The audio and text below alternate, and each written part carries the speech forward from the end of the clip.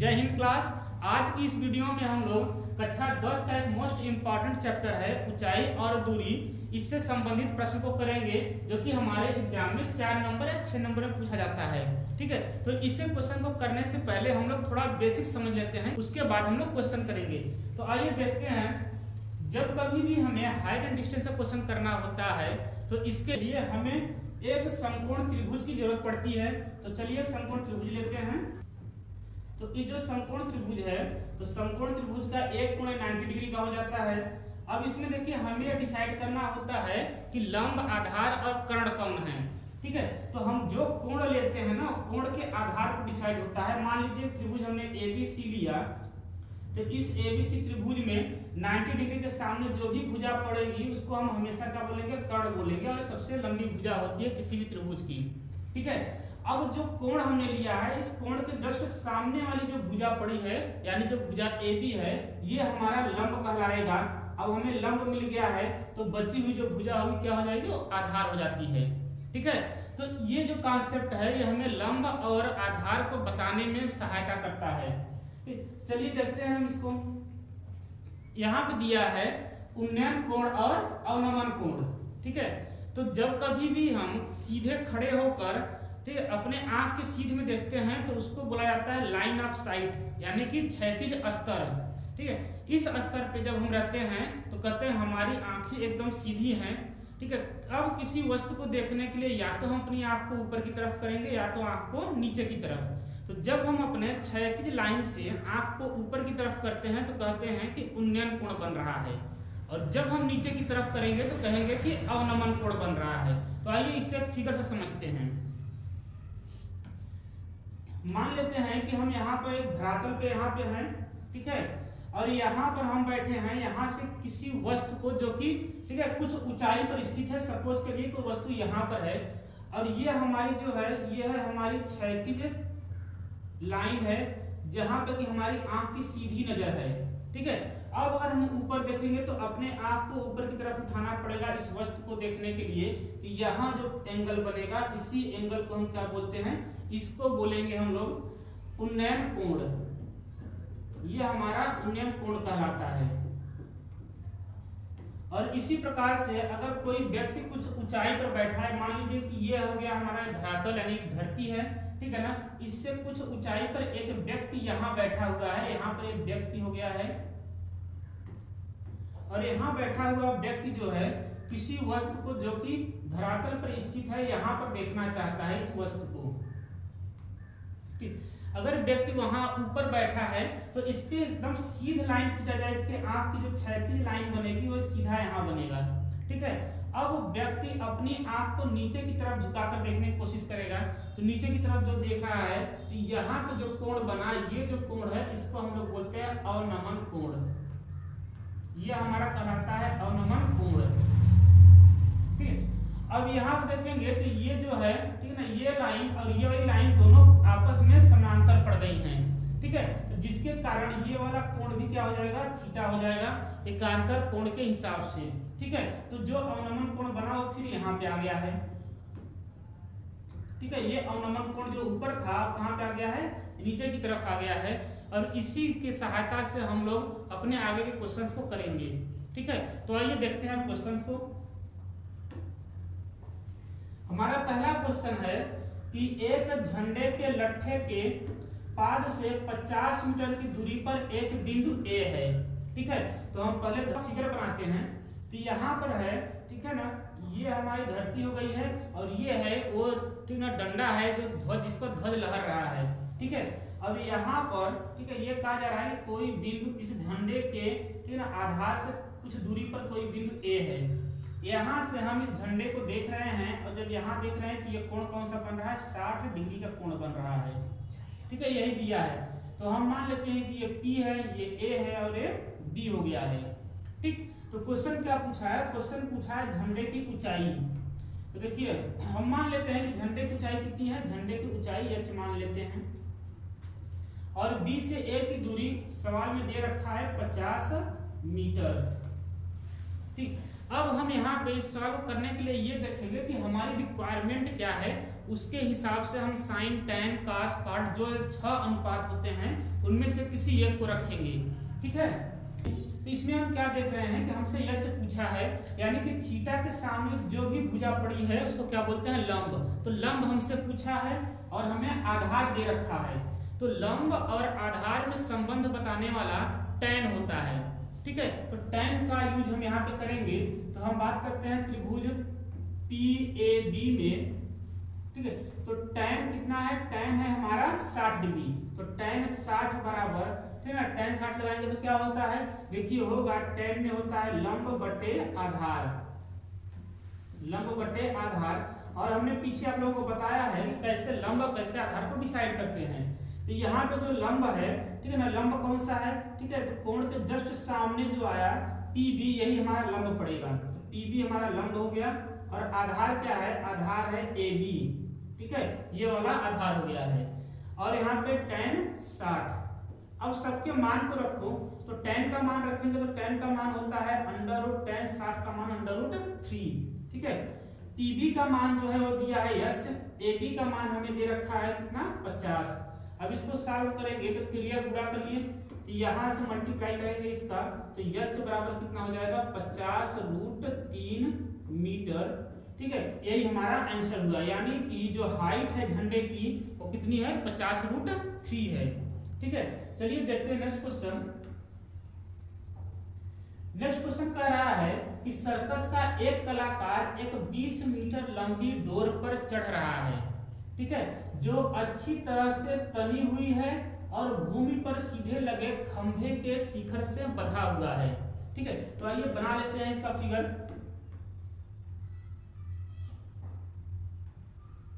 ठीक है, भूमि हो गया है, भूमि पर, ठीक है ना, यहाँ पर जो है, ठीक, यहाँ पर रस्सी बंधी हुई है, ये मान लेते हैं। ठीक है, खंभा है, तो खंभे के शीर्ष से इस रस्सी को देखिए बांध कर रखा है जमीन से। ठीक है, ये बंधा हुआ है। और ये जो कोण बना रहा है, बताया है डोर द्वारा बनाया गया कोण कितने का है, 30 डिग्री का। तो चलिए हम इसका नाम रख देते हैं, ये हो गया A, B और C हो गया है। ठीक है, इसमें दिया क्या है, जो कलाकार चढ़ रहा है, ठीक है ना, वो जिस रस्सी पे चढ़ रहा है उस रस्सी की लंबाई कितनी है, 20 मीटर, यानी वो यही रस्सी पे चढ़ रहा था। ठीक है, तो पूछा है खंभे की ऊंचाई ज्ञात कीजिए। ये हमारा AB खंभा है और खंभे की ऊंचाई हमने मान लिया है कितना, h मान लिया है।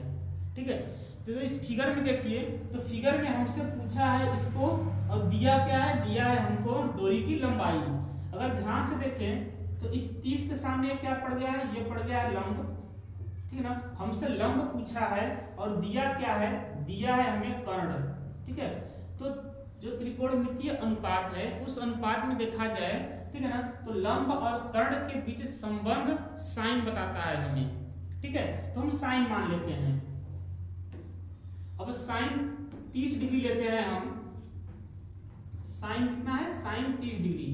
तो साइन 30 डिग्री जो है, ठीक है, साइन क्या होता है, होता है लंब बटे कर्ण, लंब बटा कर्ण होता है। और लंब का यहाँ पे कितना मान दे रखा है, लंब है हमारा h, कर्ण कितना दे रखा है, कर्ण दिया है हमारा 20 मीटर, ये 20। और यहाँ पे है साइन 30, साइन 30 की जो वैल्यू होती है वो होता है 1/2। अब इसको सॉल्व करेंगे तो यहाँ से, ठीक है ना, यहाँ से इस पे मल्टीप्लाई होगा और इसका मल्टीप्लाई यहाँ पे, यानी 20 बराबर कितना, तो ये हो जाएगा 20 बराबर 2h, और h बराबर कितना हो जाएगा, 20/2 बराबर कितना आ जाएगा, 10। ये 10 मीटर जो है ये हमारे खंभे की लंबाई हो गई है। ठीक है, चलिए देखते हैं नेक्स्ट क्वेश्चन। नेक्स्ट क्वेश्चन में कहा है कि भूमि के एक बिंदु से जो मीनार के पार बिंदु से 30 मीटर की दूरी पर है, मीनार के शिखर का उन्नयन कोण 30 डिग्री है। ठीक, तो चलिए पहले फिगर बनाते हैं। ऐसे क्वेश्चंस को करने के लिए, ठीक है ना, फिगर बनाना बहुत इंपॉर्टेंट होता है। तो फिगर बनाते हैं, तो कह क्या रहा है कि एक मीनार पहले बनाइए, ये मीनार हो गया है। ठीक है ना, मीनार के आधार से यहाँ पर एक बिंदु ले लीजिए, कोई बिंदु हो गई है जो कि कितने दूर पर है, 30 मीटर की दूरी पर है। ठीक है, इस बिंदु को हमने A मान लिया, इसको B मान लिया। ठीक है, अब ये कह रहा है, ठीक है ना, कि ये जो मीनार का शीर्ष है इसका उन्नयन कोण है 30 डिग्री। ठीक है, इसका उन्नयन कोण कितना दे दिया है 30 डिग्री। तो हमसे पूछा है कि जो मीनार है उसकी हाइट कितनी है। ठीक है, मीनार की हाइट पूछा है, हमको बेस यानी आधार दे रखा है। ठीक है, तो अब आधार और लंब में कौन संबंध बता रहा है इसको पता करिए। तो आधार और लंब में जो संबंध बताता है वो बताता है हमारा tan। ठीक है, तो यहाँ पे देखें तो हम बात करेंगे त्रिभुज PAB में। ठीक है ना, त्रिभुज कौन सा है PAB है। तो PAB में बात करें तो tan 30 इज इक्वल टू कितना हो जाएगा। tan जो होता है लंब बटे आधार। ठीक है ना, लंब बटे आधार होता है। हमने यहाँ पे लंब का मान कितना रख दिया है h, और आधार हमें कितना दे रखा है 30, और tan 30 का मान जो होता है वो होता है 1/√3, 1/√3 होता है। इसको सॉल्व करेंगे तो h बराबर जो हमारा है, ठीक है, ये चला जाएगा ऊपर और ये चला आएगा यहाँ पर, तो ये h का मान हो जाएगा 30/√3। ठीक है, अब जब कभी भी नीचे रूट में आता है तो हम इसका परमेयीकरण करते हैं। तो इसका परमेयीकरण करेंगे तो ये हो जाएगा 30/√3, और ये मल्टीप्लाई इसी √3 से ऊपर भी होगा और √3 से नीचे भी होगा। तो इसको सॉल्व करेंगे तो ये हो जाएगा कितना 30√3/3। तो यहाँ काटेंगे तो हमें जो मान मिलेगा वो मिलेगा 10√3। ठीक है, तो हमारा जो आंसर आया, जो हाइट आई है मीनार की, वो कितनी आ गई है 10√3 मीटर। ठीक है, चलिए नेक्स्ट क्वेश्चन देखते हैं। भूमि से 60 मीटर की ऊंचाई पर एक पतंग उड़ रही है। पतंग में लगी डोरी को अस्थायी रूप से भूमि के एक बिंदु पर बांध दिया गया है। ठीक है, तो भूमि के साथ डोरी का जो झुकाव है वो कितना है 60 डिग्री है। तो यह कह रहा है कि यह मान लीजिए कि डोरी में कोई ढील नहीं है, तो डोरी की लंबाई ज्ञात कीजिए। ठीक है, तो आइए बनाते हैं इसका फिगर। ठीक है, तो हम सबसे पहले बना लेते हैं एक भूमि। ठीक है ना, अब भूमि से कुछ ऊंचाई पर पतंग उड़ रहा है, तो हम मान लेते हैं पतंग यहाँ पे है। ठीक है, अब पतंग की हाइट कितनी है, तो पतंग की हाइट दे रखा है 60 मीटर। ठीक है, ये पतंग जो है ये धरती पर किसी एक बिंदु पर है, यहाँ पर। ठीक ना, इसकी डोरी बंधी हुई है, पतंग की जो डोरी है वो यहाँ पर बंधी हुई है, इसको मान लेते हैं पॉइंट B पर बंधी हुई है। ठीक है, तो हम एक त्रिभुज बना लेते हैं ABC। हो गया, कह रहा है कि जो धरती से ये जो डोरी है वो जो एंगल बना रहा है वो बना रहा है 60 डिग्री का। हो गया है, तो इसमें हमसे पूछा है कि डोरी की लंबाई ज्ञात कीजिए, यानी कि जो ये डोरी है इसकी लंबाई हमें निकालनी है। और हमें दिया क्या है, हमें दिया है हाइट दे रखा है 60 मीटर। तो अब बताइए कि इस फिगर में हमें क्या क्या चाहिए और क्या दिया है। तो हमें यहाँ से देखिए, तो यहाँ से हमको दिया है लंब, और यहाँ चाहिए हमको क्या कर्ण। ठीक है ना, इसी की लंबाई चाहिए। तो मान लेते हैं कि इसकी लंबाई कितनी है, इसकी लंबाई हम L मान लेते हैं। ठीक है, तो आइए लगाते हैं साइन। तो साइन 60 इज इक्वल टू कितना हो जाएगा, साइन 60 इज इक्वल टू होगा आपका लंब बटे के कर्ण। और देखा जाए तो लंब जो है, ठीक है ना, लंब का मान हमें दे रखा है कितना है 60 है। कर्ण का मान पता नहीं है क्योंकि वो डोरी की लंबाई हमने L मान रखी है। और साइन 60 का जो मान होता है वो होता है √3/2। ठीक है, इसको सॉल्व करेंगे तो 2 का यहाँ मल्टीप्लाई हो जाएगा और √3 कहाँ आ जाएगा नीचे। तो L बराबर होगा 120 बटे के √3। और अभी पीछे हमने बताया था कि अगर रूट में जो है कोई भी चीज नीचे आ जाएगी तो हम उसका क्या करेंगे, परमेयीकरण। तो आइए परमेयीकरण करते हैं। और परमेयीकरण करने के लिए इसी को ना ऊपर भी और इसी से नीचे दोनों तरफ मल्टीप्लाई हो जाएगा। 120 √3 बटे में 3। ठीक है ना, √3 में √3 से मल्टीप्लाई करेंगे 3 आएगा। इसको यहाँ से काटेंगे तो ये हो गया 40 √3, यानी जो डोरी की लंबाई है, ठीक है ना, वो कितना है 40 √3 मीटर है। 40 √3 मीटर की लंबी ये डोरी थी। ठीक है, आइए देखते हैं नेक्स्ट क्वेश्चन की। नेक्स्ट क्वेश्चन में है कि 7 मीटर ऊंचे भवन के शिखर से एक केबल टावर के शिखर का उन्नयन कोण 60 डिग्री है और इसके बाद का अवनमन कोण 45 डिग्री है। तो टावर की ऊंचाई ज्ञात कीजिए। ठीक है, तो चलिए पहले फिगर बनाते हैं। ये मान लेते हैं कि हमारी धरातल है। ठीक है, और यहाँ पर ये मकान है। ठीक है, जो कि 7 मीटर लंबा दिया हुआ है। इसकी ऊंचाई कितनी दी है 7 मीटर। और इसके सामने हम एक केबल टावर मान लेते हैं, और केबल टावर की हाइट जो है वो हमसे पूछा है, पता नहीं है, तो हम इसकी पूरी हाइट h मान लेते हैं। यहाँ से यहाँ तक की हाइट कितनी हो गई है, h हो गई है। इसकी पूरी हाइट h मान लेते हैं, ठीक है। अब देखते हैं कहाँ कहाँ कौन कौन सा कोण बन रहा है।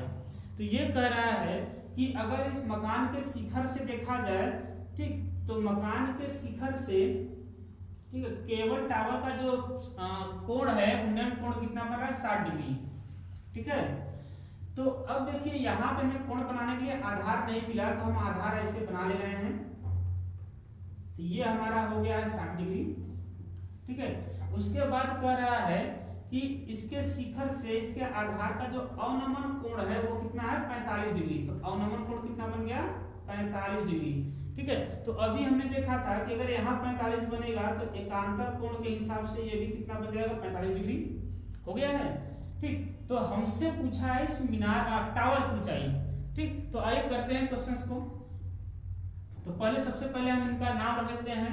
जो बिंदु है इसको बोल देंगे A, B, C, D और E बोल देते हैं, ठीक है।